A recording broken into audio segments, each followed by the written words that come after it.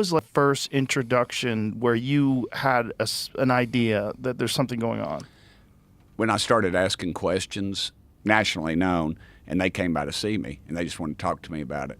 And I was, and they started telling me things. And then I had a group come to my house. I said, y'all just come by the office in D.C. and we'll talk. And they said, we don't feel comfortable doing that. And they came by the house, and they said, can we hook up to your television? And I said, well, sure. Granted, I'm not an astrophysicist by any stretch of imagination, but they were showing me things that were flying at speeds that were just, that nothing compares. And the angles that they were taking would literally, and I've said this before, and it grosses people out, but it would turn you or me into a ketchup package. And then we tell everybody that's involved to keep your mouth shut. And then if you're a pilot and you come back and say, hey, I've seen this, you immediately pulled off the flight line. I'm not a pilot or military person, but flight line is what I call it. They're not able to fly, and they're given a psych evaluation. And they're given an 8-hour, they call it a debriefing. And I've been told by some of the officers that have been involved, it's really just an interrogation. And then you got that hanging on your record. And, so it influences them to stop asking they just questions. Keep their mouth shut. I literally had a guy tell me, Joe, that he said his recorder, it was an older style plane, and he said, I think he said it was close to his right knee. And when he got that on his recorder, he started smashing it with his right knee to discombobulate it so that it wasn't even, because he didn't want anything, he did not need it. He saw it. He didn't need it on his record.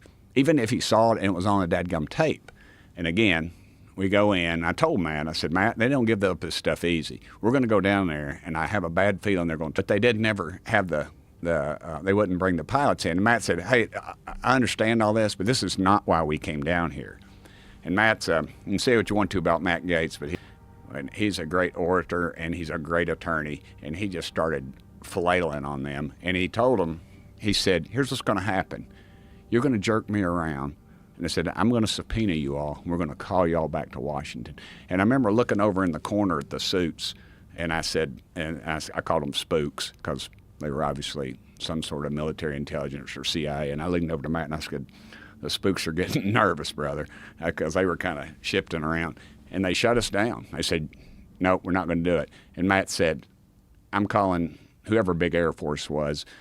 Matt was on one of the military committees, and he called.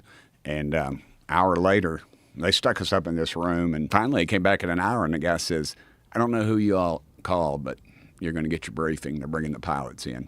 And literally, they brought these pilots in, and they were in these craft that were hovering for extended periods of times and could shoot straight up at incredible speeds that we don't have capabilities of doing. And those are the kind of things that just some of our top people. And I know folks are going to say, well, it's probably the Russians. Well, if it's the Russians, dadgummit, they wouldn't be tied up down in Ukraine for how many years? And Putin's such an egomaniac, he'd fly a saucer to Pennsylvania Avenue, get out and probably wrestle Trump in the front yard or I don't know. If it's China, they'd own us, even more than they already do. And then people say, well, it's ours, Birch. It's just ours. They don't want to release it. Well, think about this. President Trump, and he should have, and I give him great credit for that pilot that got knocked down over in Iran. We spent untold millions of dollars to bring that cat home, and we should have, because it sends a message to our enemies and it sends a message to our fighting men and women that we're not going to leave you behind, as many presidents have done many times.